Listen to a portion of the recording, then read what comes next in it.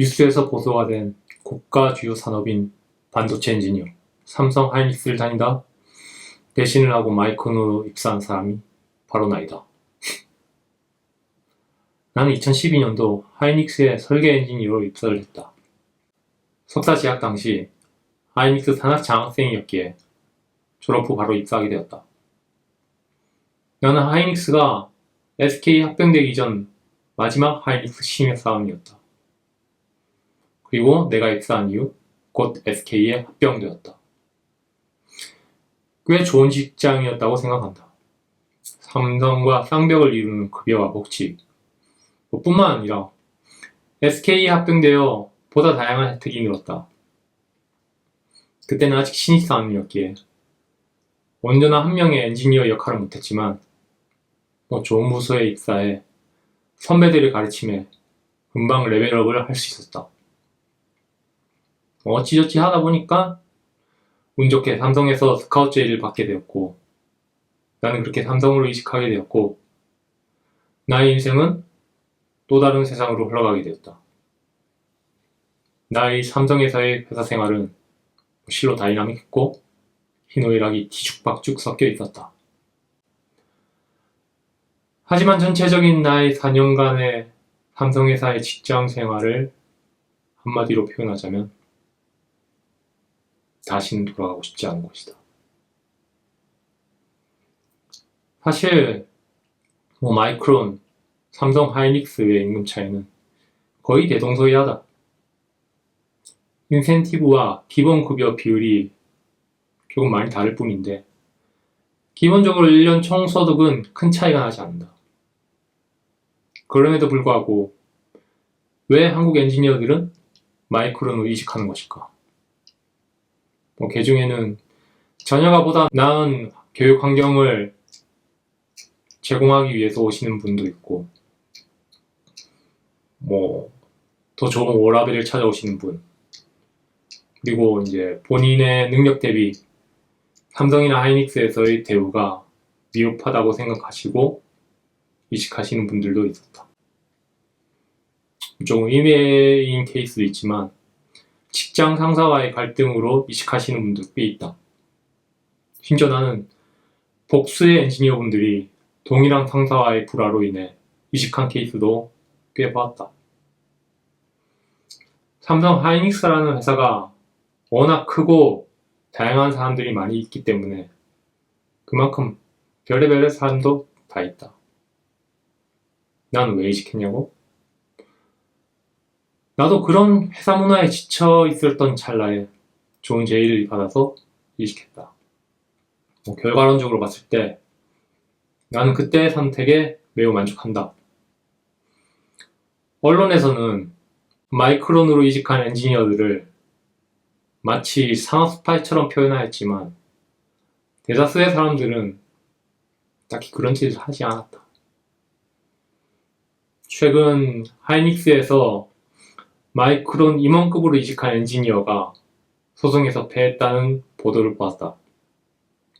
그뿐만 아니라 요 근래 몇 년 사이에 이런 비슷한 뉴스는 끊이질 않고 있다.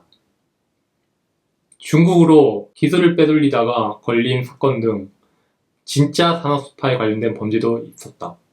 하지만 이번 보도 내용을 자세히 보게 된다면 마이크론으로 전직하여 소송이 걸린 하이닉스 출신의 엔지니어의 이야기는 조금 다르다.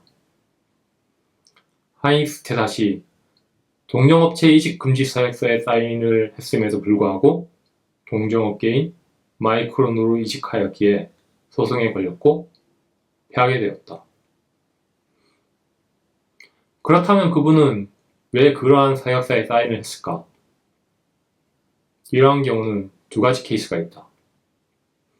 하나는 퇴직 시 서약서에 사인을 하고 어느 정도 금전적인 인센티브를 제공해주는 경우, 그리고 또 다른 케이스는 사인을 안 하면 퇴직을 안 시켜주겠다는 협박에 못 이겨서 하는 경우이다. 자세한 정황은 모르지만 내가 알기로는 이분은 후자인 것으로 알고 있다. 대부분의 사람들이 퇴직을 한 번에 쉽게 하는 경우는 거의 없다. 온갖 회유와 시간 끌기를 통해 인사팀은 어떻게든 퇴직을 막아보려고 한다. 하지만 이미 나가기로 마음먹은 사람을 어떻게 잡을 수 있으랴. 어쨌든 그렇게 이직한 나와 같은 사람들은 결국 삼성이나 하이닉스에서의 기술을 그대로 베껴서 마이크론에서 제품을 만드는 것이 아니냐. 전혀 그렇지 않다. 아시다시피 삼성 하이닉스의 보안은 실로 철통과도 같기 때문에 쉽게 뚫릴 리가 없다. 스마트폰은 MDM 같은 프로그램이나 카메라를 모두 스티커로 봉인하지 않으면 사내로 들어갈 수 없고 문서 한 장을 반출하는 것도 절대 허용되지 않는다. 심지어 삼성은 사내 프린터에 사용되는 A4 용지에 특수한 용지를 사용하여 출구 게이트에서 들고 나오면 바로 알 수가 있다. 우리들 머릿속에 있는 지식들, 어떻게 생각하는지 모르겠지만 안타깝게도 외부에서 바라보는 반도체 엔지니어의 스마트함이라는 것이 그런 주요한 핵심 기술을 모두 기억할 정도의 스마트함까지는 못 된다고 생각한다. 우리도 그냥 일반 회사원이다. 사실 이러한 정보는 불확실한 사람의 기억보다는 차라리 경쟁업체의 디바이스를 리버스 엔지니어링을 하여 알아내는 것이 훨씬 간단하고 정확하다. 실제로 반도체 업계 회사는 모두 이러한 리버스 엔지니어링을 하고 있다.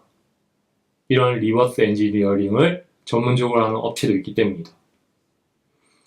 한국의 삼성 하이닉스와 달리 마이크론이라는 미국 기업은 사실 공채라는 개념이 없고 보통 경력직과 수시 채용이 일반적이며 이러한 동종업계 경력자들의 이직은 미국에서는 매우 흔한 일이다.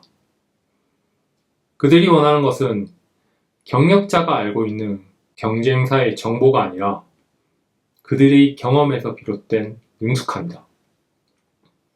업계 3위라고는 하지만 결코 마이크론이 삼성과 하이닉스의 기술력이 뒤처지는 기업이 아니며 몇 안 되는 메모리 반도체 기업으로 살아남은 건 다 그만큼 실력이 있기 때문이다. 상식적으로 메모리 반도체 기술이라는 것이 몇몇 사람의 이직만으로 판도가 뒤집어질 리가 있겠느냐? 나는 그렇지 않다고 생각한다. 내가 굳이 이 영상을 통해서 마이크론에 재직 중인 모든 한국 엔지니어분들을 대변하고자 하는 것은 아니다. 사실 타국 생활이라는 것이 그렇게 간단하게 결정하고 갈 만큼 만만한 일은 아니다. 마이크론에 재직 중이다가도 다시 삼성이나 하이닉스로 돌아가는 경우도 빈번하다.